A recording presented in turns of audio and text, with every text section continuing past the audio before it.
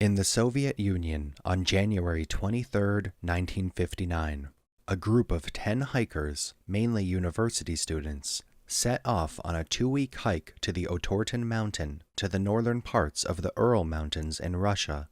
One of the hikers, Yuri Yudin, turned back at the beginning of the hike due to health-related issues. The others, however, were not so lucky. On the night of February 2nd, the remaining 9 hikers lost their lives under very strange circumstances, for reasons which are still unexplained to this day. Many videos have already been made about the Dyatlov Pass incident on this platform by multiple channels dealing with scary stories, the unknown, the unexplained, and various paranormal topics, for understandable reasons. If I didn't know that the story was real and stumbled upon it in the form of writing on the internet, I would think it was fiction. Personally, I try to avoid topics that have been covered by many people before me because I don't think anyone needs to hear the same information for the 20th time from another source. But I will make an exception to this rule if I believe that I have something interesting or unique to say about such a topic which hasn't been said before. And I have a theory about what happened at the Dyatlov Pass at the beginning of February 1959.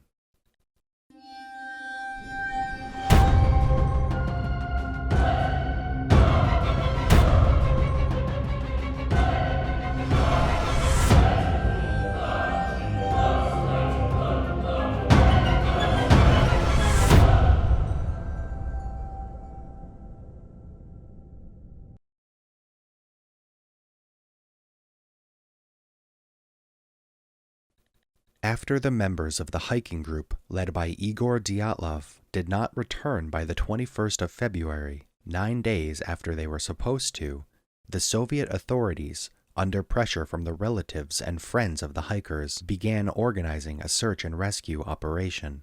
The rescuers found the tent of the Dyatlov group 5 days later, on the 26th of February, in the condition shown in this picture, approximately 1 kilometer away from the forest line at the side of a mountain that the local Mansi people simply refer to as the Dead Mountain. Several long vertical cuts were found on the sides of the tent, so the authorities initially suspected that the hikers might have become victims of the local Mansi people, or prisoners escaped from the Soviet Union Gulag system, but later examinations revealed that the sides of the tent had been cut open from the inside. In addition to these vertical cuts, at the top of the tent, at sitting height, several smaller horizontal peak holes were also cut into the fabric.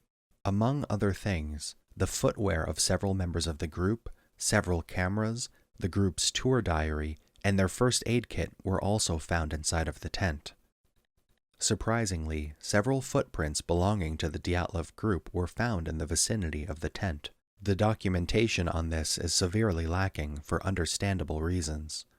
When the rescuers first arrived on the scene, they focused their efforts on finding the hikers and not on preserving the integrity of the footprints. According to the recollections of Georgy Atmanaki, who took part in the search, there were no footprints in the immediate vicinity of the tent.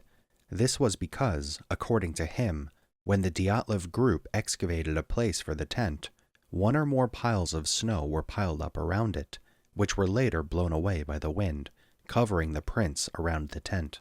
However, 30 to 40 meters down, they found the footprints of the Dyatlov group, who apparently left the scene in line and in a hurry. Evgeny Maslenikov, the coordinator of the rescue operation, sent the following radiogram on February 28th.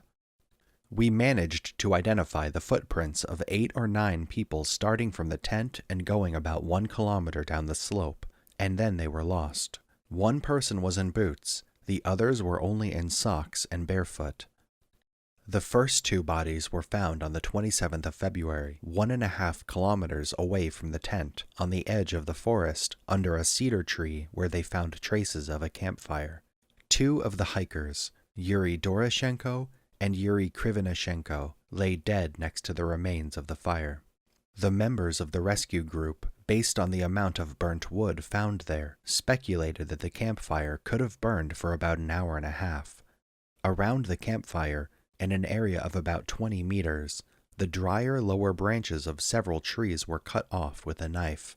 Several of these cut branches were found next to the fire. Moreover, the greener branches of the cedar tree were twisted or cut down to a height of 4 to 5 meters, but these were not used for the fire.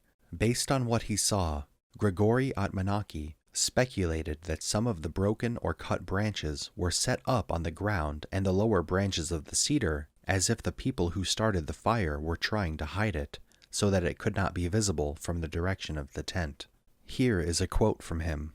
Most of the dry branches up to 5 meters were broken. Beside this, the side of the tree facing the slope and the tent was completely cleared of branches. These were not dry. They were young and were not used. Some of them were just lying on the ground, and the others were hanging on the lower branches of the cedar. It looked as if someone had created a viewing hide facing the site from where they came. End of the quote.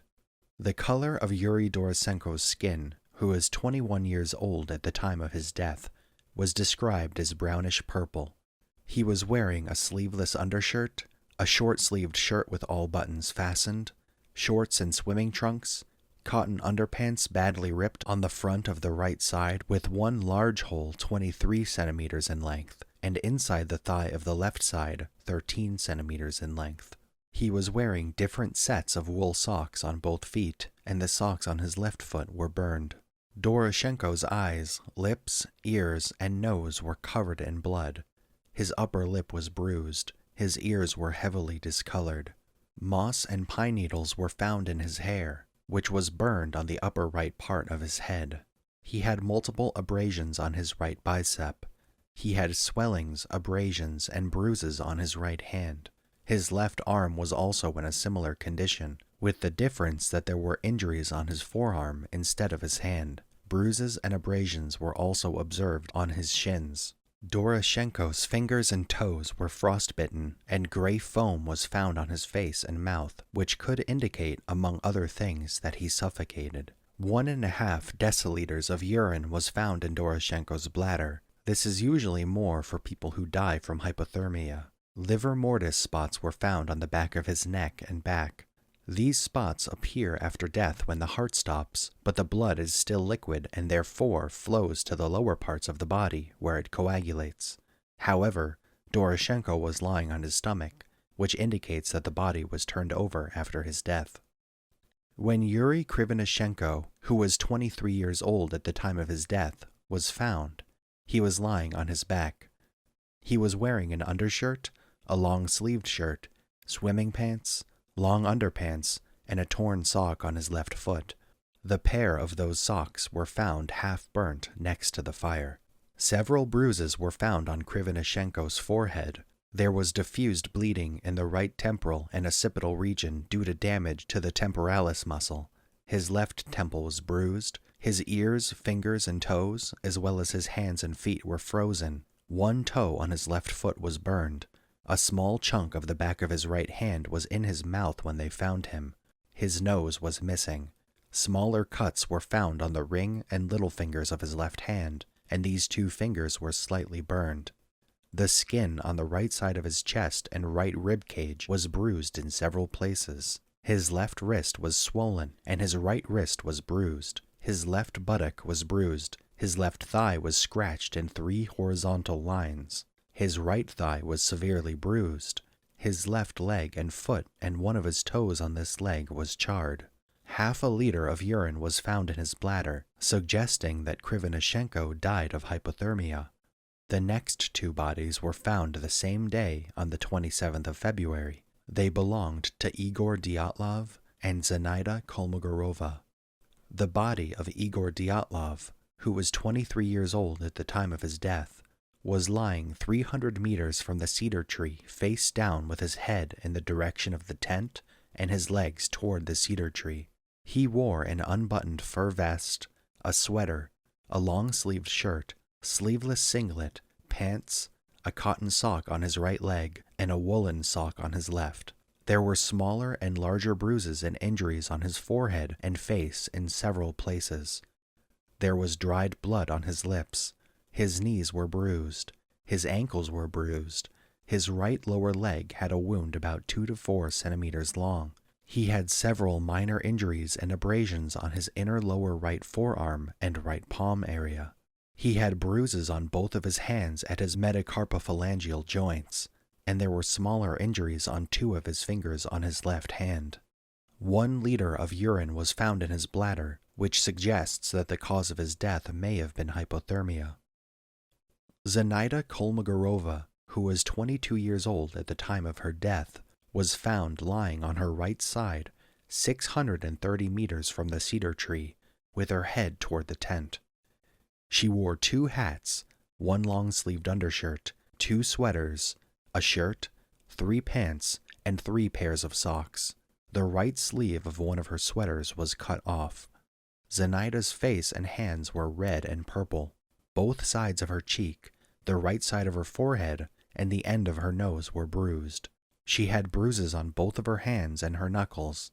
A 29-centimeter long and 6-centimeter wide bruise was found on the right side of her hip. The tips of her fingers were frostbitten. 3 deciliters of urine was found in her bladder, which suggests that the cause of her death could have been hypothermia. Rustam Slobodin's body, who was 23 at the time of his death, was found 1 week later, on the 5th of March. He lay 480 meters from the cedar tree, face down with his head toward the tent. He wore a long-sleeved t-shirt, a shirt, a sweater, 2 pairs of pants, 4 pairs of socks, and a boot on his right foot. He had hemorrhages in the temporalis muscles, bruises and abrasions in several places on his face. His lips were swollen. He had bruises on his knuckles on his right hand. The bottom of his left hand was bruised. His left leg was bruised, and the skin came off at parts of his right forearm. However, Slobodin's most serious injury was a partial fracture on the left side of his skull. According to the autopsy done by Boris Voroshteny, Slobodin suffered a concussion due to a skull injury before his death. A thin layer of ice was found underneath his corpse, which indicates that his body was still warm at the time of his death, meaning the cause of his death could not have been hypothermia.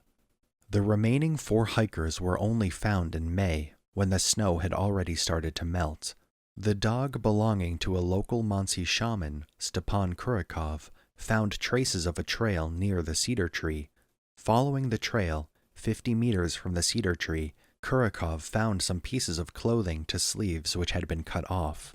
After that, the members of the search team started digging, and after a while, they came across a snow shelter dug into the snow. Inside of the dugout, they found the bodies of Lyudmila Dubinina, Semjon Zolotoryov, Alexander Kolovatov, and Nikolai Thibault-Brinol. They lay very close to each other in the arrangement shown in the picture. Lyudmila Dubinina, who was 20 years old at the time of her death, wore a short-sleeved t-shirt, a long-sleeved t-shirt, 2 sweaters, a pair of long socks, 2 pairs of socks, 2 pairs of pants, and a hat. Wrapped around her left foot was the sleeve of a cut-off sweater. When Lyudmila was found, her eyes, parts of her face, her tongue, and her lower lips were missing. Her nose was broken. She had suffered multiple rib fractures, and she had a hemorrhage in her right heart's atrium. In addition, a larger bruise was found on her left thigh. Alexander Kolovatov, whom at the time of his death was 24, was wearing a sleeveless undershirt, a long-sleeve t-shirt, a long-sleeve shirt, 2 sweaters, a jacket that was unzipped, shorts, 3 long pants, and 2 or 3 pairs of socks. 1 pair of socks was knitted and slightly burnt. Kolovatov's soft tissues around his eyes and eyebrows were missing. The underlying tissue of his left knee was bleeding. His nose was broken. There was a 3-centimeter open wound behind his right ear, and his neck was deformed. Nikolai Brinol, whom at the time of his death was 23 years old, was wearing a fur cap. Underneath that, he wore a knitted cap. He wore a t-shirt, a knitted wool sweater, a fur jacket, 3 pairs of trousers, knitted socks, and snow boots. Inside his pockets, they also found knitted gloves. There was hemorrhaging on Nikolai's right lower forearm. His upper lip was bruised, and he had suffered multiple fractures to the right side of his skull. Boris Voroshteny, who conducted the autopsy, speculated that Brinol probably couldn't walk after his skull was fractured and that he probably had to be supported or carried by others. Boris also determined that at that point, he likely only had a few hours left to live. The oldest member of the group, Semyon Zolotaryov, whom at the time of his death was 37, wore 2 hats, a scarf, a long-sleeved t-shirt, a sweater, 3 pants, socks, boots, and a jacket. The top 2 buttons of his coat were unbuttoned. A small handheld camera hung around his neck. His eyes, his left eyebrow, and parts of the softer tissues around his eyes were missing. There was an open wound on the right back part of his head, and he suffered multiple rib fractures on the right side of his chest. Semyon Zolotaryov, a former World War II veteran, was the outlier of the group. He was much older than the others, and he had no affiliation with their university. He probably joined the group on the orders of the local party committee. The reason for this is not exactly known, but there are speculations that he worked for a Soviet security agency. The authorities examined the radioactivity of 9 pieces of clothing found on the corpses in the snow shelter and measured above-average radioactivity on each piece of clothing. However, the radioactivity of the soil under the shelter was normal. Let's stop for a moment and think about how strange of a coincidence this is. After all, who in their right mind would think that it's a good idea to measure the radiation of 9 dead hikers that were found on a mountain? Moreover, the chance that this apparently completely unjustified assumption that the bodies, or at least the clothing they wore, were radioactive will turn out to be true is really slim. Whoever ordered the radioactivity test must have known something that we didn't. According to the official explanation, which has only come to be in the year 2020, 60 years after the incident, the members of the Dyatlov group were buried by an avalanche, which injured several of them. After that, they cut themselves out of the tent.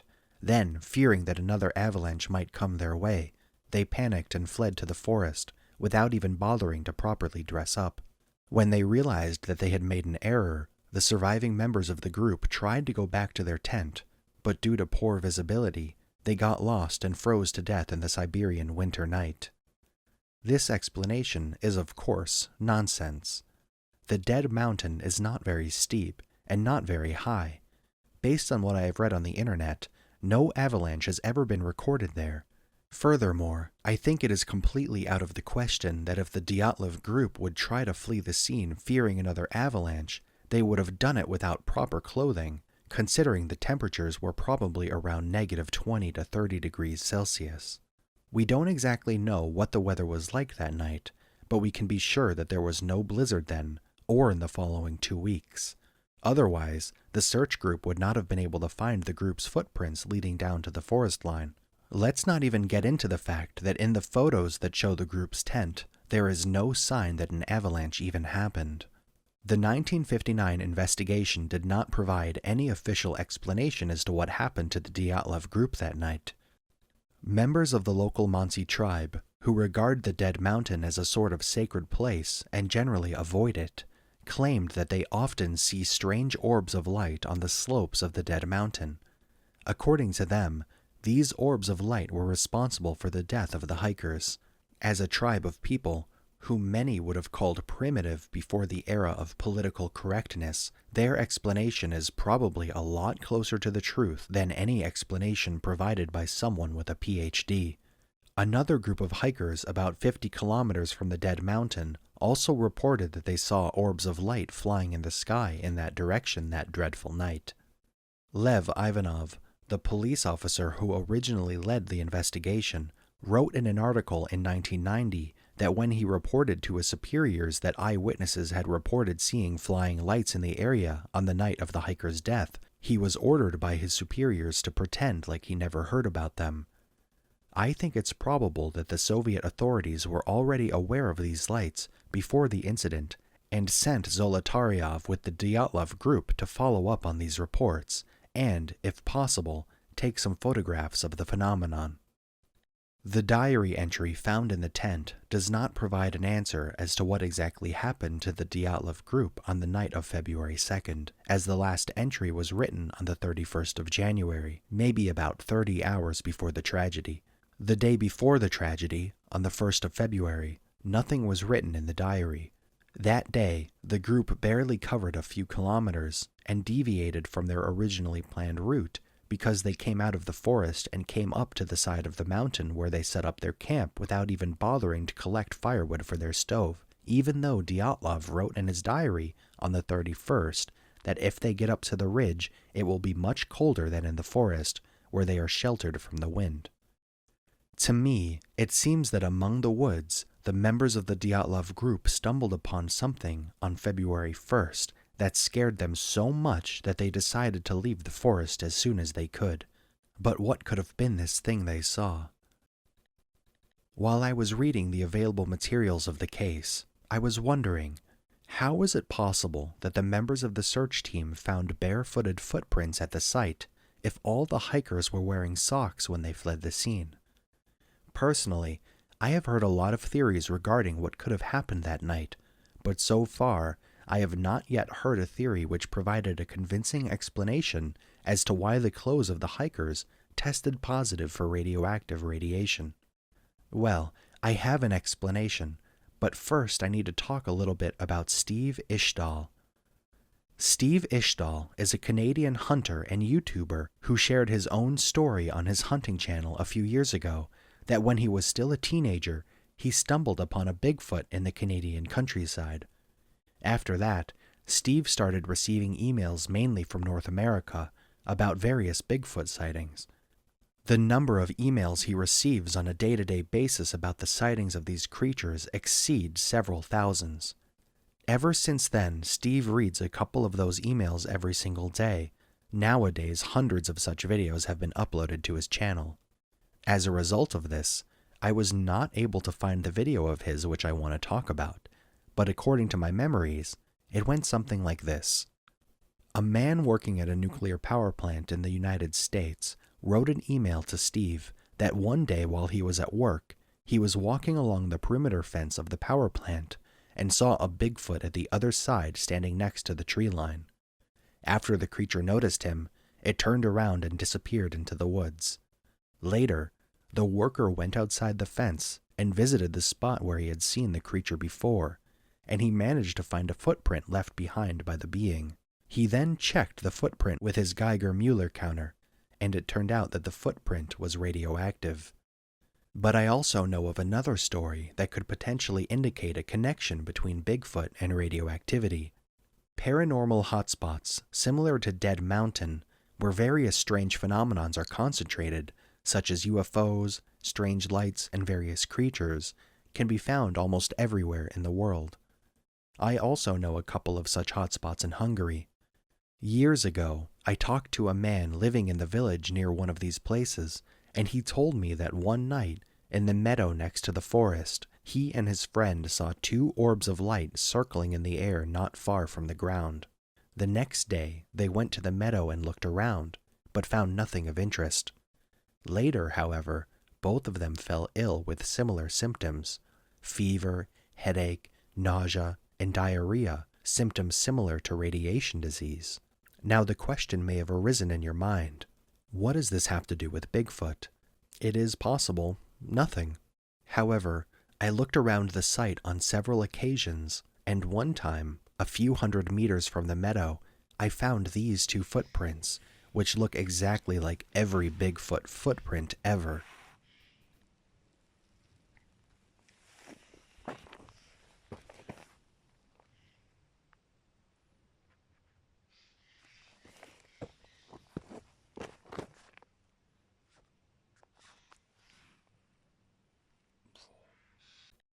I can only speculate about why Bigfoot would be radioactive. There are plenty of eyewitness accounts claiming that these creatures have supernatural or magical abilities. If I had to guess, I would say that these abilities might have something to do as to why Bigfoot from time to time may be radioactive. Furthermore, you can find plenty of stories on the internet that connects these creatures and these orbs if you delve into the subject. Let me tell you one story, which was told to me by one of the subscribers of my channel. This guy, a man in his 30s, whom I will call Rob for the sake of simplicity, reported that a few years ago one summer, He and his friends camped on the edge of a forest in Transylvania. After being there for a few days, one night they noticed that several pairs of luminous eyes were watching them from the woodline. Rob thought that he became a target of a prank, so he headed towards the forest with the intention of committing some mischief and tomfoolery. But when he got closer, the owners of the eyes started throwing branches and stones at him, so he decided to retreat. Rob told me that although he couldn't see them clearly because of the darkness, the people who threw things at him from the forest looked very hairy, and he was sure that one of them was at least 3 meters tall. After that, he and his friend quickly broke camp and set up again a few kilometers away. However, less than half an hour later, suddenly several low-flying orbs of light appeared and began circling above the camp. If I remember correctly, Rob said that after the lights went out, they broke camp in the morning and came home, even though they originally planned to stay for a few more days. I cannot confirm if his story is true or not, but as I said, he is not the only one who has reported seeing orbs and Bigfoot together, or at least in close proximity to each other in space and time. Based on their clothing, Semyon Zolotaryov and Nikolai Thibault-Brinal were most likely outside the tent when whatever happened, as both of them were wearing their jackets and footwear. Maybe they were taking pictures, considering that a camera was found on Zolotaryov's body. Unfortunately, the film was soaked, so the quality of the images on it is not very good, so we can only speculate as to what we are seeing on them. Could it be that these images show us these orbs of light, which Zolotaryov took on the dead mountain the night of his death? Personally, I don't think so, but I wouldn't rule it out either. In addition to the barefoot footprints and the orbs, there are 2 other clues that allow us to come to the conclusion that the members of the Dyatlov group may have stumbled upon a Bigfoot at the beginning of February 1959. One of them is this wooden structure that the rescuers found about 1 kilometer away from the tent, which DyatlovPass.com refers to as the Monsey Chum, i.e. the Monsey tent. I have heard 2 theories about this. The first is that these wooden tents are built by the Monsey so that when they go hunting, they don't have to bother collecting firewood. Well, first of all, this structure is on the side of the mountain. I assume that Monsey hunters would not go to hunt or to set up camp there, but rather in the forest where the animals are. Besides, I don't know how suitable this would be for firewood after rain, considering that the wood is left outside without any sort of cover. Also, if this is really just pre-made firewood, why is there a reindeer antler built into the structure? The other theory I've heard is that this is an altar where the Monsey used to make sacrifices to the spirits. In my opinion, this is partly true, but anyone who is somewhat familiar with Bigfoot research will recognize this as one of those wooden structures claimed to have been built by these creatures. Just as a quick side note, while hiking in the forests of Hungary, I have stumbled upon similar structures on multiple occasions.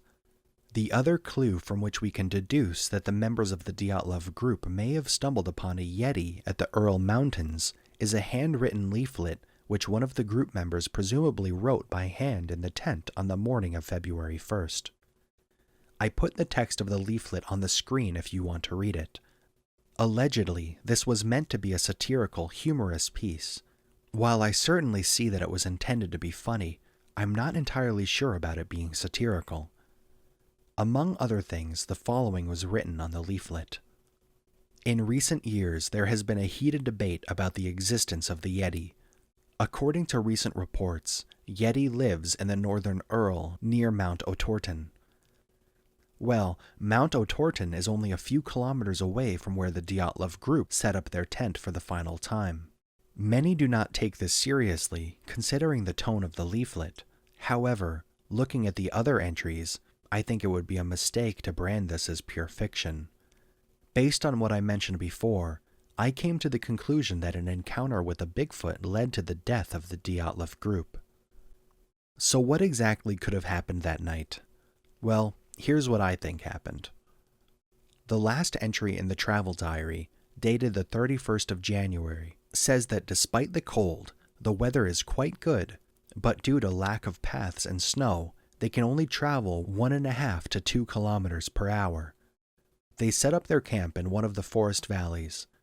Dyatlov notes in his diary entry that the tent is quite warm, and he cannot imagine that it will feel so comfortable once they reach the ridge. Despite this, the next day, on the 1st of February, they decided to deviate from the pre-planned route and set up camp on the side of the mountain, about 2 kilometers away, just under 1 hour from their previous position, based on their speed given in the diary. It seems they tried to get as far away from the trees as possible. Presumably, when they left in the morning, they did not head straight for the mountainside, considering that they could reach it in less than 1 hour, but continued their journey along the originally planned route. After a while, they stumbled upon something to which they were not prepared for: a Yeti. The creature frightened them so much that they turned back and tried to get out of the forest by the shortest route, where the creature could no longer hide behind the trees. They were in such a hurry that they didn't even bother to collect firewood for their stove, which they surely would have if they weren't in a hurry. Based on what happened that evening and night, the Yeti probably acted quite hostile towards the group. It probably didn't like humans. Maybe that's why he chose a place to live where the nearest settlement is 100 kilometers away, and he wasn't happy when suddenly 9 people showed up in his territory. The group set up camp presumably before dusk that day, on the side of the mountain where the Yeti did not follow them, at least initially. The events may have upset Igor Dyatlov so much that he didn't write anything in his travel diary that night, or maybe he just simply didn't have time to do it because of what happened that day. But I think the most likely possibility is that he wrote nothing because he did not want to be seen as a fool when they returned to civilization, in case he had to show it to someone. After dark, the hikers retreated to the tent. It was cold inside due to the lack of heating, so they all wore some clothing at least. One of them then wrote the aforementioned leaflet with a funny tone. If I had to guess as to why, I would say to distract himself over how nervous he or she felt because of what happened earlier. Before sleep, they cut several smaller horizontal holes at sitting height in the sides of the tent so that they could peek out and see if someone was approaching. Sometime close to midnight, Semyon Zolotaryov and Nikolai Thibault were outside the tent, perhaps to take a picture of one of the aforementioned orbs, or perhaps to smoke a cigarette or simply to pee. We can conclude this on the fact that both of them were dressed according to the weather and had boots on their legs in contrast with the others. I think that those two were probably standing next to each other. Because of the wind, their hats, and the hoods pulled over their heads, they probably couldn't hear very well. I think someone snuck up behind them unnoticed and hit them on the head from behind. First Nikolai, and then Zolotaryov. I think this because both of them had an injury on the right backside of their head, probably resulting from a strong impact. In the case of Nikolai, this resulted in multiple fractures to his skull. In the case of Zolotaryov, this injury was not as serious, but he still got an open wound, which exposed his skull. When Nikolai was found, he had a bruise on the left side of his face near his lip. We can assume that after getting hit in the right side of his head, he went with the motion and fell to the left side, hitting his face. Unlike Nikolai, Zolotaryov probably did not go down after the first blow, but instead turned around, at which point the second blow came to the upper left side of his chest, causing him multiple broken ribs and possibly internal bleeding, after which he fell to the ground. Another reason why I think that these two were knocked out unexpectedly from behind is because, unlike the others, there were no injuries on their hands indicating a brawl. I don't know for sure if the people in the tent noticed the sounds of the punches, but I think they did, because Rustam Slobodin had the time to put a boot on one of his feet. I thought a lot about what could have scared the hikers so much that instead of leaving through the entrance of the tent, they cut themselves out at the sides with a knife in panic. And here now we have to imagine very sudden and quick slashes made in extreme hurry, because there wasn't just one long vertical cut on the side of the tent, but several. I believe that having a huge gorilla man with muscles that would put bodybuilders to shame staring through the tent door in the middle of the night with glowing eyes probably should motivate people enough to perform such a maneuver. Because of this, the members of the group left through the side of the tent in a hurry. On the knuckles of Zenaida, Kolmogorova, Slobodin, Rustam, and Igor Dyatlov, Injuries were found that suggest that they took part in a fistfight. On top of that, Yuri Krivonitishenko and Yuri Doroshenko had swollen right hands, which could have been caused by using their hands for punching. Strange as it may sound, I believe the Dyatlov group had a melee fight with a Yeti that night in the Siberian wilderness. We know for sure that at least one of the 7 climbers had a knife, with which they cut the side of the tent and later the branches of the cedar tree. We can assume that this knife was also used in the fight that unfolded at the tent. In the fight, Rustam Slobodin suffered life-threatening injuries to his skull, Ludmila Dubanina on her chest, and Alexander Kolovatov on his neck. Nevertheless, after the fight, all 9 members of the group managed to regroup near the tent. I think they could manage this because whoever had the knife managed to injure their attacker to the point where, although they did not run away, he at least backed off. The group had 5 seriously injured people. Slobodin, who must have left the scene on his own feet, Zolotaryov, whom at that point was probably still able to walk on his own, Kolovatov, who may have needed help, Ludmila, whom almost certainly needed help, and Thibaut Bernal, whom at this point was probably already unconscious and must have been carried by someone. This is probably why Bernal's right bicep hemorrhaged, because whomever carried him pulled him over his back by his right hand, and the position applied pressure to his right bicep.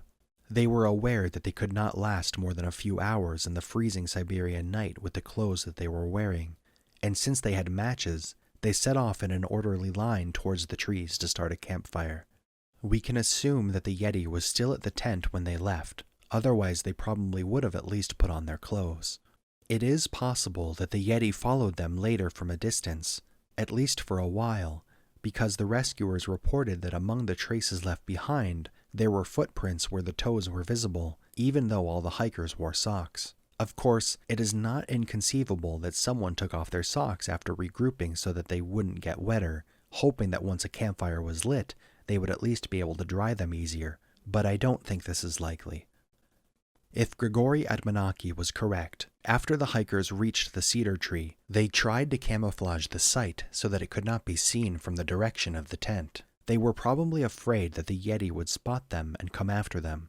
So, Yuri Doroshenko climbed the cedar tree and he cut and broke several green branches from which the group could rebuild this hideout. We know that it was Doroshenko who climbed the tree, because his hair was full of moss and pine needles, and his arms and legs had bruises and abrasions, which he probably got while climbing the tree. I also think that it's possible, likely even, that in order to climb the tree more easily, Doroshenko took off several of his clothes. Otherwise, I don't think the skin on his arms and legs would have been so damaged. If I'm right, then the consequences of this decision would have been catastrophic for him.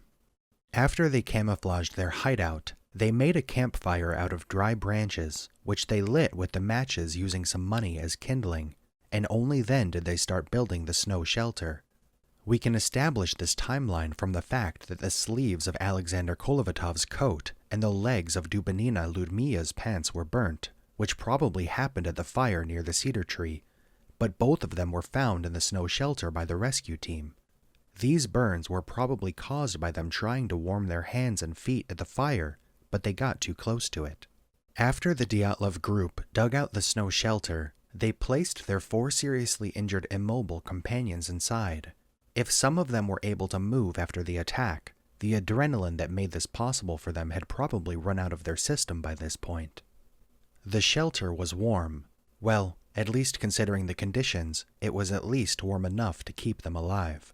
We know this from the fact that 2 upper buttons of Zolotaryov's jacket were unbuttoned, Kolovatov's coat was unbuttoned and its zipper was undone, and Thibaut Bernal's gloves were found in his pocket. Furthermore, none of them died as a result of hypothermia, but rather as a result of their injuries. Out of the 4, Ludmila probably had the worst death, because unlike the others, she died with her mouth open while leaning forward face down on a small hill in the shelter. It's a rather strange position. If I had to guess, because of her injuries, she was in excruciating pain and she struggled to breathe. Maybe it was easier for her to breathe face down, which is why she took up this position. Judging from the positions of Zolotaryov, Kolovatov, and Thibaut Bernal, If they were still conscious at this point, they probably simply fell asleep and never woke up again. With the exception of Thibaut Bernal, the faces of all hikers had missing parts.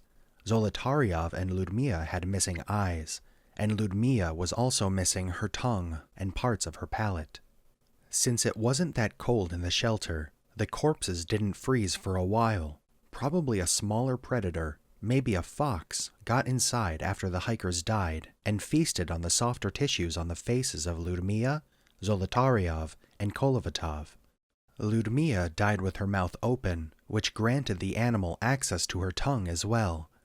If you're asking why Thibaut Bernal did not meet this fate, I would say that since his injury was the most serious among the four, he probably died first, and his body may have already frozen by the time this animal got inside the shelter. After hiding their injured comrades, Dyatlov, Krivonotishenko, Doroshenko, Zenaida, and Slobodin returned to the fire where they tried to warm themselves up. It is not entirely clear to me why the 5 able-bodied climbers did not join their injured friends in the shelter. Maybe they wanted to return to the tent as soon as possible for the first aid kit so they could help their comrades, but they hesitated to go back, which is understandable considering that there was a real chance that an actual monster was waiting for them there. Or maybe they didn't want to lie with their dying comrades. Or maybe they thought that the fire would be warm enough for them to survive till sunrise. But it wasn't warm enough.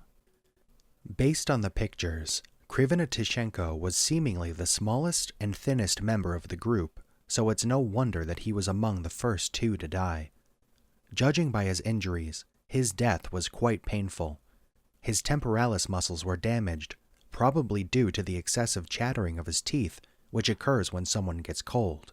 The injuries to his right hand and the fact that a piece of his hand was found in his mouth suggests that he had bitten into his hand several times, possibly checking to see if there was still life left in his fingers, or maybe he was trying to stifle his cries or moans, but it is also possible that he was not quite himself at this point. This can be supported by the bruises and wounds found on Krivonotishenko's forehead and legs. He was presumably writhing while dying on the ground and injured himself in those places. One of the toes on his left foot was burnt. Before he died, Krivonotishenko probably desperately tried to breathe life into his fingers and toes. For this, he put his hands and feet so close to the flames that one of his socks caught fire, as a result of which his left foot was burnt. This sock was later found by the searchers near the campfire. What I found strange while reading DyatlovPass.com was that they wrote that Krivonotishenko had a sock on his left foot and that his left foot was burned. This would mean that after Krivonotishenko's foot was burned, he put the sock from his right foot onto his left foot, which I find a bit strange. Maybe he did this because he hoped to protect his burned toe in this way, or maybe he simply couldn't stand the sight of it. But it is also possible that it was written incorrectly in the investigative reports, or perhaps the website writers made a minor mistake. Doroshenko's death was not much easier either. If I had to guess, Doroshenko's death was accelerated by the fact that he climbed the cedar tree next to the fire undressed to cut or break branches from it. Similar to Krivonotishenko, Doroshenko's face also had injuries. In fact, his whole face was bloody. His fingers and toes were frozen, and gray foam flowed from his mouth onto his face, which indicates that Doroshenko had drowned. I think this was caused by the fact that while he was writhing on the ground while dying, his mouth cavity was filled with snow, or possibly blood from his nosebleed, and he suffocated. It is also possible that the 2 of them died first because they were wearing less clothing than the others, but we cannot know this for sure. Because after they died, their companions Igor Dyatlov, Zenaida Komologorova, and Rustam Slobodin took off their clothes, except for the underclothing, and they divided it among themselves, after which they laid the 2 of them side by side in the position in which the rescuers found them, with Doroshenko face down and Krivonotishenko face up. A part of Krivonotishenko's nose was missing when he was found. Presumably some animal bit it off shortly after his death. Perhaps the same animal that later entered the snow shelter. After the death of their 2 companions, the 3 survivors realized that if they stayed there, the same fate would surely await them, so they decided to try their luck and go back to the tent. but it is also possible that they wanted to leave earlier and did not want to leave their dying friends alone in their final moments. However, it is still not clear to me why they did not go into the snow shelter, which they had dug out earlier. Perhaps at this point they were so cold that it might not have kept them alive. Either way, it was certain that they headed back to the tent. Of the three, Igor Dyatlov was the first to fall about 300 meters from the cedar tree. Similar bruises were found on both knees. He probably fell to his knees first and fell face down into the snow. There's a good chance that the minor injuries on his face was a result of the fall. He still had enough strength to use his right hand to roll onto his back. Then he fell asleep and never woke up again. I think that he used his right hand for this because several minor scratches were found on his right palm and wrist. Rustam Slobodin died second out of the three. His body was found 480 meters from the cedar tree. At the time of his death, he had several small wounds on his face, and there was blood under his nose. When the rescuers found him, there was a thin layer of ice under his body, which indicates that his body was still warm when he died, so he did not die from hypothermia. Based on his past, Slobodin was probably the toughest member of the Dyatlov group. Out of the 9 hikers, he probably endured the harsh weather the best, so he didn't die from the cold, but of the skull injury he received earlier at the tent. On his way back, he collapsed from it, fell head down into the ground, hit his nose and injured his face, and he never got up again. The last living member of the Dyatlov group, apart from those who might have still been alive in the snow shelter at this point, was Zenaida Kolmogorova. Her body was found 650 meters from the cedar tree, halfway towards the tent. The cause of her death was most likely hypothermia. Like Dyatlov and Slobodin, she also fell face down in the snow. Based on the injuries on her face and the position she was found in at the time of her death, she hit the ground with the left side of her face, then fell asleep one last time. I have read and heard from several places on the internet that they got lost in the blizzard and they never found their way back to the tent. This is clearly wrong. There was no blizzard that night. If there had been, the rescuers would not have been able to find the Dyatlov group's footprints on the side of the mountain. It's also unlikely they got lost because all 3 of them were on a straight way back to the tent when they died. The conclusion to me is obvious. Whatever they encountered at the tent, it was so dangerous and or frightening that they chose to spend the night outside in the Siberian winter without proper clothing, and only decided to return when they had no other choice. But at this point, it was already too late. Well, this would be my theory regarding what happened to the 9 hikers who died in February of 1959 under strange circumstances in the northern parts of the Ural Mountains. I know it's quite speculative, but after thinking through what could have happened multiple times, based on the available information, this is the explanation that makes the most sense to me. What I'm really curious about, though, is if the Soviet and subsequently the Russian authorities are lying to us about this case. I've already mentioned that based on the fact that the authorities ordered the examination of radioactivity on the clothes found on the bodies in the snow shelter, we can assume that they knew something that they did not tell us, and judging by the fact that they ordered Lev Ivanov to ignore the reports about the orbs, we can also draw a similar conclusion. Another interesting observation is that the knife used by the Dyatlov group to cut the branches was never found, even though it most likely should have been on the corpse of either Dyatlov, Slobodin, or Zenaida. In theory, this was a so-called finish knife, which was standardized equipment in the Soviet army at that time. However, the possession of this type of knife was illegal for civilians. If the rescuers did find the knife, I consider 2 possible explanations as to why it was not included in the official case files. The first is that since possession of the knife was illegal, they didn't publish this information to avoid an extra investigation, or they didn't want to potentially cause trouble for the families of the hikers in light of what happened to them. The other explanation is that there was something on the knife, either hair or blood, that belonged to the attacker. It would have been quite difficult for the Soviet authorities to explain this to the public. that something was responsible for the death of 9 people, which was supposed to be nothing more than superstition of primitive Siberian tribes. After the incident, the Soviet authorities closed the area for 3 years. In 1962, a monument was placed at the scene of the tragedy in memory of the hikers. The pass next to the Dead Mountain was later named after the leader of the group, Igor Dyatlov, and it bears his name to this day. That's all I wanted to share in this video. If you have anything to say about my theory, please feel free to write a comment below. I'm curious to what you guys think, and if you've watched this video all the way to the end, thank you very much.